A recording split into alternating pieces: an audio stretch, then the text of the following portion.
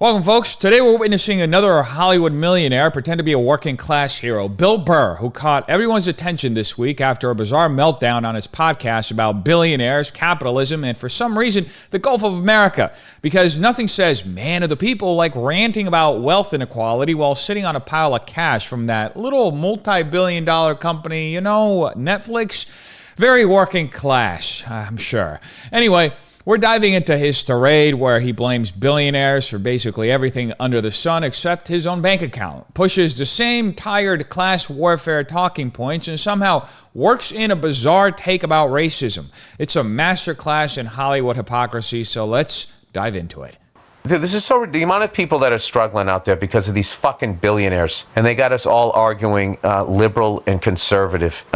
We got to stop doing that. I am so tired of hearing about people going to bed worried about what's going to happen next week. There is so much fucking money in this country, and there's so much work being done, and if you work a full fucking week at a job, you should be able to pay your fucking rent. You shouldn't have to go out and get another fucking job and still be struggling. It's bad for the country because then the kids don't see their parents and they're not getting the upbringing that they need. It's so fucking, these fucking billionaires, they need to be put down, like fucking rabid dogs. Oh, there it is. They're like rabid with fucking greed and just going out and just dividing everybody. Oh, look. Big old Billy Burr's back at it again, this time auditioning for a job at the Communist Manifesto Live. He's foaming at the mouth about billionaires like a guy who just discovered Reddit's late-stage capitalism page, screaming about wealth inequality from the comfort of his multi-million-dollar mansion. The real man of the people energy. But let's break this down because, as always, when Hollywood millionaires try to play economic experts, it's like watching a goldfish try to do calculus. First, we get the classic poor people suffer because billionaires exist argument. Love that one. It's like blaming bodybuilders for why you're out of shape. Oh, look at all those muscles they've hoarded. No wonder I can't run a mile. Bill rants about people working full-time and still struggling to pay rent, which, sucks. But maybe, just maybe, the real villain isn't the guy running a business, but the government policy strangling the economy like a depressed anaconda. How about the Federal Reserve printing money like a drunk intern at a counterfeit shop?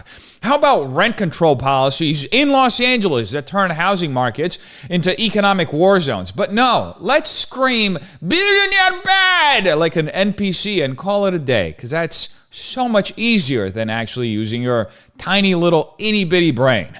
Then we get hit with the Marxist death wish portion of the rant, where Bill casually suggests billionaires should be put down like rabid dogs. Oh, yes, the rational, level-headed take of a totally sane person like Hassan Piker. Imagine if Elon Musk went on a podcast and said, you know who needs to be put down like a rabid dog? Broke people. There'd be congressional hearings before he finished his sentence.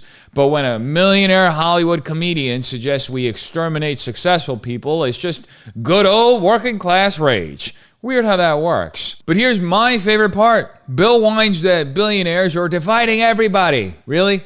The guy literally calling for mass extermination is worried about division?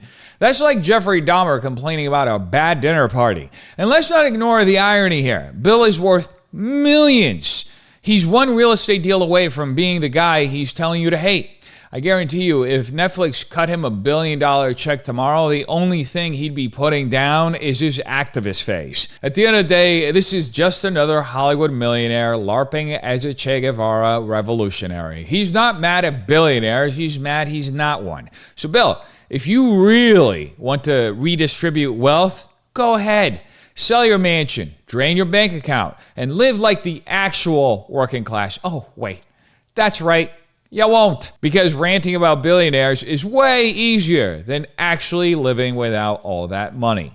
Just the fucking epitome of this time right now, like how divisive we are that the Gulf of Mexico is now called the Gulf of America, and people get excited. Like, how the fuck does that help your wallet?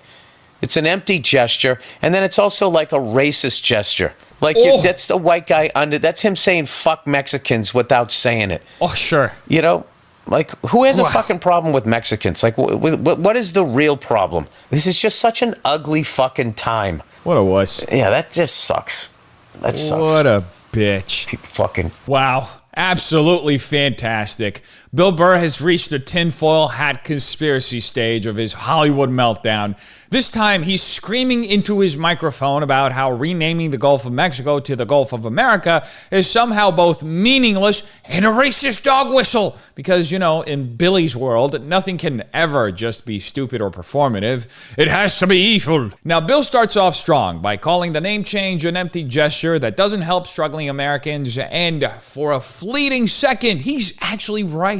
Then in record speed, he veers into schizophrenic rant mode and decides that it's not just pointless, but secretly a Klan rally in disguise. That's right. Somehow, changing the name of a body of water is actually code for white people saying, F Mexicans. You have to admire the creativity. Most people see an ocean. Bill sees a hate crime. Now let's get something straight. Who the hell was out there protesting the name Gulf of Mexico in the first place? Did I miss the Justice for Marine Geography movement? Are Mexican fishermen being oppressed by American tide patterns? Of course not. But Bill and his Hollywood activist friends need racism to exist everywhere. Otherwise, they might have to talk about real world problems. And we can't have that, can we? Then, in a final stroke of brilliance, Bill declares that people are broke and that this is an ugly time. Oh, you don't say. Then why are you foaming at the mouth about meaningless distractions while creating one in real time? Bill whines that the Gulf of Mexico name change is a waste of energy, then immediately spends the next few minutes on his podcast treating it like the single greatest moral crisis of our time. Why are people focused on this instead of real issues? Bill, you're the one talking about it. This is like a guy setting his house on fire, then yelling at the fire department for wasting time putting it out. If it's such a stupid, pointless, empty gesture, why are you dedicating a full-scale meltdown to it? Maybe, just maybe, because Outrage pays your bills. That's the real game here. Bill gets to play both sides, mocking the people who care about this while still profiting from the controversy himself. He cashes in on the same culture war nonsense he pretends to be above. So congratulations, Bill. You've officially become the thing you claim to hate. Another overpaid entertainer making money off Outrage while pretending to be one of the people. So in case you missed this, folks, Bill is quite literally part of the problem. He's a millionaire cosplaying as a working class hero, screeching about fake oppression while sitting on his multi-million-dollar Netflix couch. And you know he doesn't actually care, because if he did, he'd be ranting about the real reason people are broke. Biden's economic mismanagement, crushing taxes, and big government screw-ups.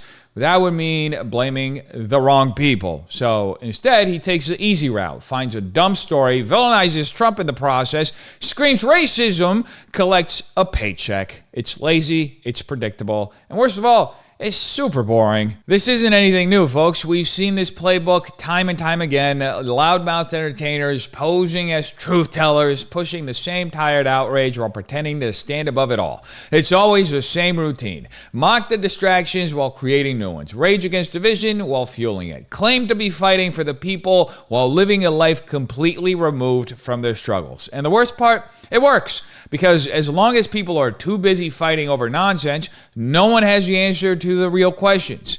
Who actually benefits from keeping us in a constant state of outrage? Why is it that the loudest critics of the system always seem to find a way to profit off of its dysfunction? And at what point do we stop allowing these Hollywood millionaires to tell us who the enemy is and start thinking for ourselves? Anyway, folks, you tell me what you think in the comments down below. Hope you have a terrific day. Peace.